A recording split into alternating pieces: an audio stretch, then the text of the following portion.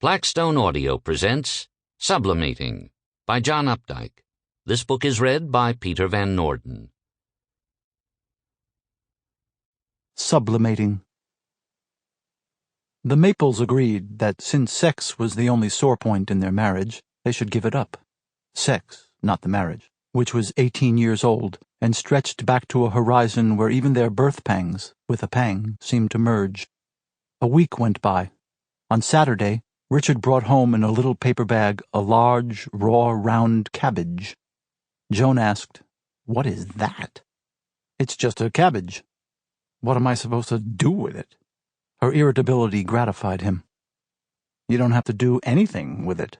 I saw Mac Dennis go into the A&P and went in to talk to him about the new Environment Commission, whether they weren't muscling in on the Conservation Committee. Then I had to buy something to get out through the checkout counter, so I bought this cabbage. It was an impulse. You know what an impulse is." Rubbing it in. "When I was a kid," he went on, "we always used to have a head of cabbage around. You could cut a piece off to nibble instead of a candy. The hearts were best. They really burned your mouth." Okay. Joan turned her back and resumed washing dishes. "Well, I don't know where you're going to put it. Since Judith turned vegetarian, the refrigerator's already so full of vegetables I could cry." Her turning her back aroused him. It usually did. He went closer and thrust the cabbage between her face and the sink. "Look at it, darling. Isn't it beautiful? It's so perfect." He was only partly teasing.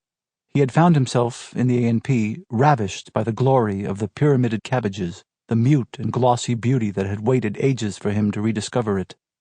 Not since pre-adolescence had his senses opened so innocently wide. The pure sphericity, the shy cellar odor, the cannonball heft. He chose not the largest cabbage, but the roundest, the most ideal, and carried it naked in his hand to the checkout counter where the girl, with a flicker of surprise, dressed it in a paper bag and charged him 33 cents. As he drove the mile home, the secret sphere beside him in the seat seemed a hole he had drilled back into reality. And now, cutting a slice from one pale cheek, he marveled across the years at the miracle of the wound, at the tender compaction of the leaves, each tuned to its curve as tightly as a guitar string. The taste was blander than his childhood memory of it, but the texture was delicious in his mouth. Bean, their baby, 10, came into the kitchen. "What's Daddy eating?" she asked, looking into the empty bag for cookies. She knew Daddy as a snack sneaker. "Daddy bought himself a cabbage," Joan told her. Sample complete. Ready to continue?